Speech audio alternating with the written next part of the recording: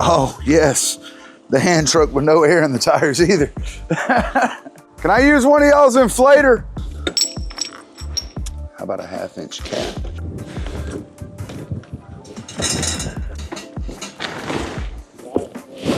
Yep.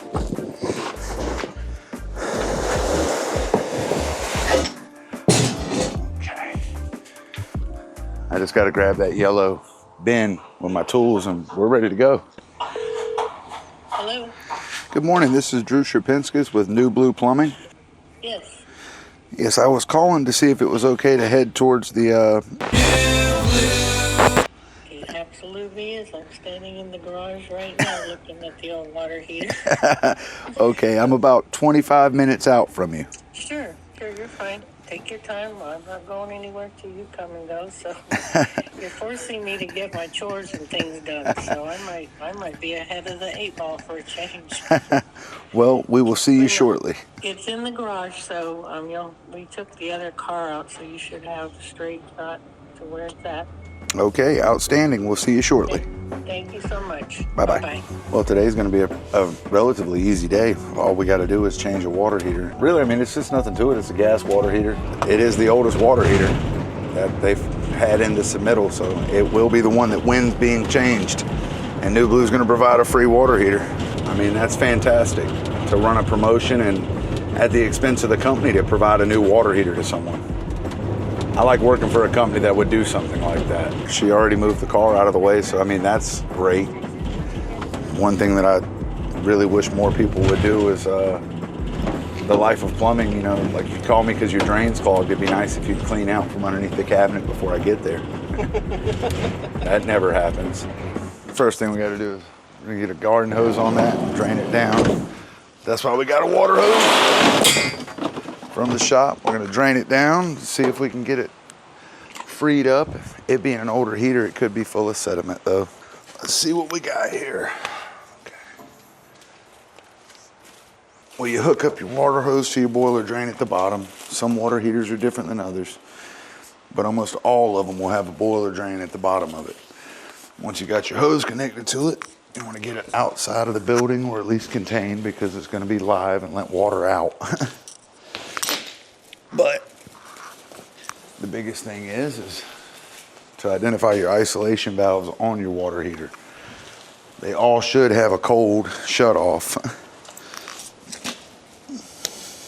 Should. And if they don't, then that'll change everything, obviously. But you got your boiler drain hooked up, you got your heater outside, then you're looking up here to make sure you have a shut off. This one has its cold water shut off right there, which is good to go on that end.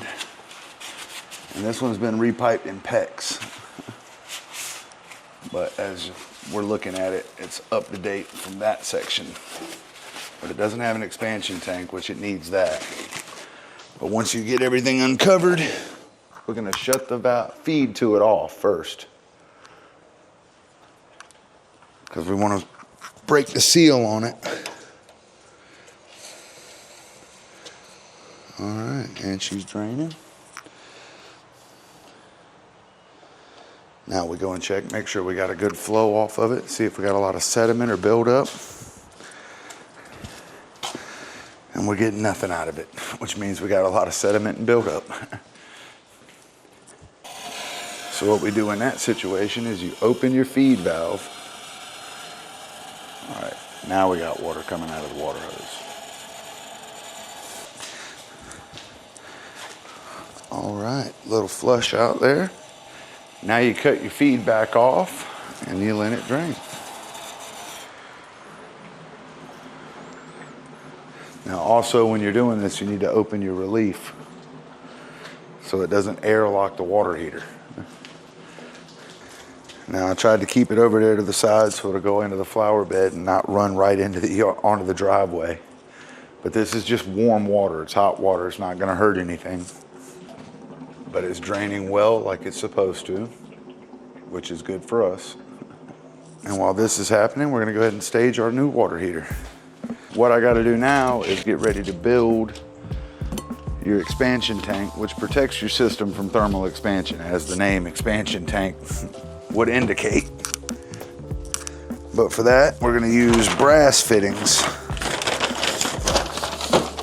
because we're gonna be going back with copper on this. So obviously brass and copper don't create galvanic corrosion with each other like galvanized would. Your expansion tank goes on your cold side. It's always on your cold side. It's important that you use Teflon, pipe sealing tape, I guess, if you wanted to call it that.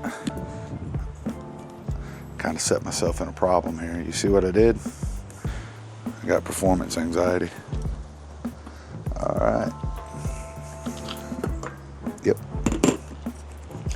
I like to use Teflon and pipe dope. I mean, I think a better seal is, you know, priceless, really. Because what's worse than putting something together and then having a leak? It's much easier to do a little extra now and not have to worry about it later.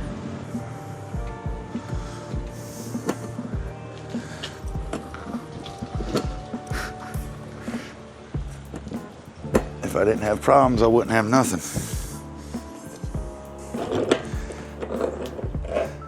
Now what we're gonna do is make sure that that T orientation is out where we want it. We're gonna look at the front of the unit. But you always want your gas control valve as accessible as possible. So it's not gonna hurt anything to match this with the same way the original heater is sitting in it, in its location. And again, you don't have to bury this completely all the way to the bottom. I again like to take a rag, and after I make any of my joints, I try to make sure to clean them. Keeps everything clean, professional. It's the way I'd want it done if it was mine.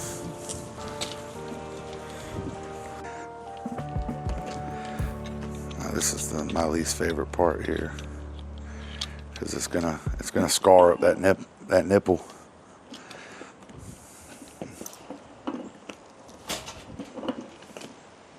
Well, this is their TMP, temperature and pressure relief.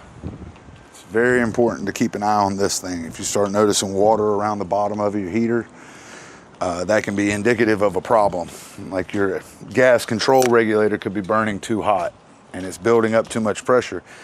This allows that to vent and relieve the pressure from in here versus blowing it through your roof. Which was a real problem back back when they had boilers. It's pretty common for a boiler to blow up. And the only reason that we have any kind of real safety measures on them now is because of there's a Hartford loop that you put on a boiler. And that's the Hartford insurance company that made it where you had to create that because they were tired of paying for explosions. What is this? You have to sand and clean and prep your copper anytime you're gonna solder on it. That is the most important part of soldering is the prep. The prep is the most important part of it. If you do not start with a good clean prep, it's gonna fail every single time. And that's the copper side and the fitting side. Like, you've got to prep both sides completely. Because if you don't, again, the impurities will be in there and it's gonna leak. You get a bad connection, bad joint, however you wanna call it. But after you sand and prep all your joints, you gotta make sure you flux both sides, pipe and fitting. I like to wipe all the extra residual off though, because it just gives a much more cleaner and more professional look. Like, that's the name of the game, is a professional finish. And we will be using a map torch.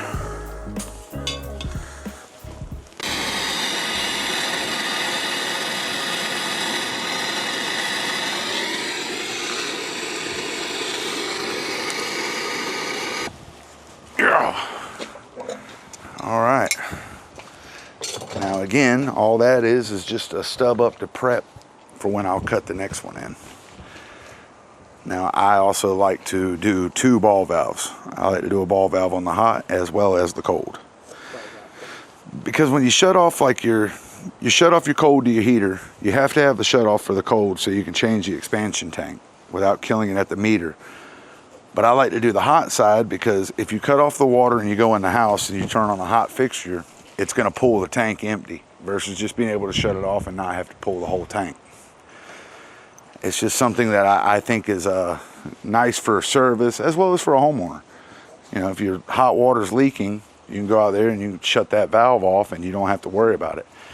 Then you can call a plumber and, you know, mitigate some of the damage to your property. See it bubbling there? Where your flux is bubbling out, you wipe that again, because wherever the flux is, the solder goes.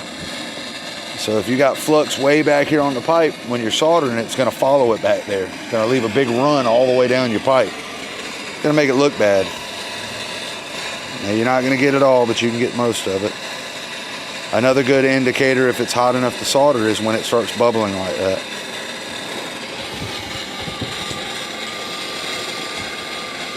Solder follows like thermodynamics. If the heat's over here and you pull it there, it's going to go to wherever the heat's at. Like on the joint I did there, you can see after you wipe it with the flux again, it just gives it it shines it up, makes it cleaner and brighter. And again, I mean, and you know, you're doing it for a customer. Like, if they don't know anything else, they know when they look at that and it's shiny, they're happier. All right, as you can see, this is your gas control valve. This is what sets your thermostat and ignites your burner assembly. This right here this is a sediment trap, dirt leg, drip leg. It's called many different things, but it protects the fine parts of this from debris and sediment in your gas line. It's code to have this before a regulator. The last water heater that we had here did not have any kind of sediment leg or dirt leg. So we will be installing one to bring it up to code.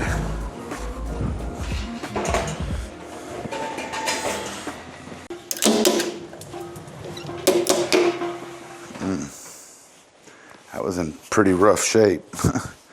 That's why we don't use CPVC like that if we can avoid it. All right, now we're gonna get the old heater down and preferably out.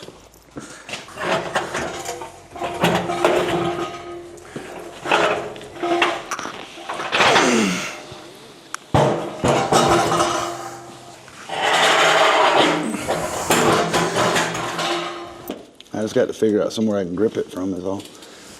Oh, I know what to do here. Oh, yeah, we can get it.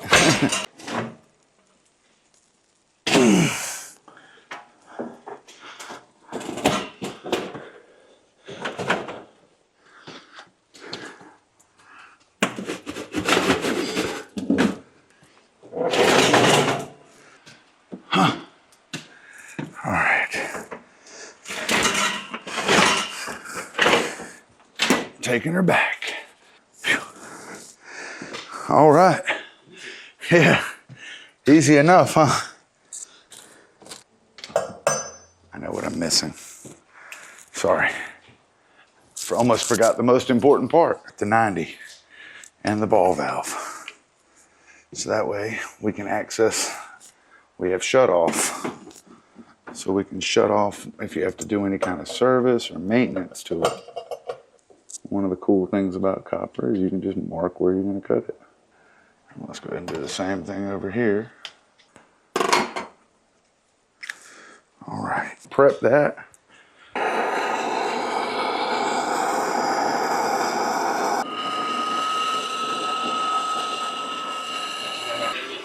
When you're soldering brass to copper, like the ball valves are brass, so you've got to get that hot.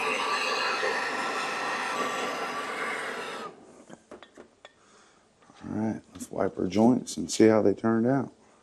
The flux to clear out any kind of, discoloration. Just, it's a personal preference to try and make it as pretty as possible. It's cosmetic.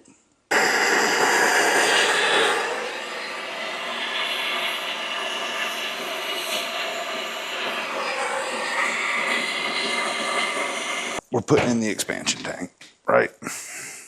Well, an expansion tank, as the name implies, when you have your water heater, you're on a sealed system, like from city water feed. So they require an expansion tank because when water heats, it expands. That expansion has to have somewhere to go. If you don't have an expansion tank, you'll hear a lot of water hammer and odd banging noises in your house because the water's expanding. The temperature makes the water expand, so that's what an expansion tank does. It gives it somewhere to go. But it is code per North Carolina to put an expansion tank on your water heater. And as you can see, we have a shut off because it will fail eventually. It will reach its service life and it won't continue any longer.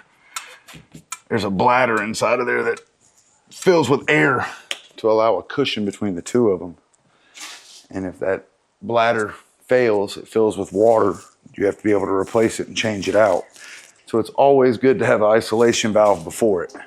Well, I mean, all we did today was this customer won the free water heater upgrade giveaway. So we took out a 40-gallon existing natural gas atmospheric vent water heater and we replaced it with upgraded it even with a 50-gallon natural gas atmospheric vent. As you can see, before we did not have an expansion tank. Now we have an expansion tank. Brought it up to code with the proper sediment trap for the gas piping. Got our flex connect coming here. We've got it set to the operating standard for this degree. TMP over here. Went up, sealed the roof and got it back lined up. So she is up to code, brand new, and hopefully years of service for this customer, all based off of being a customer for us. So if you have any questions or concerns or need anything done around your house, contact NuBlue.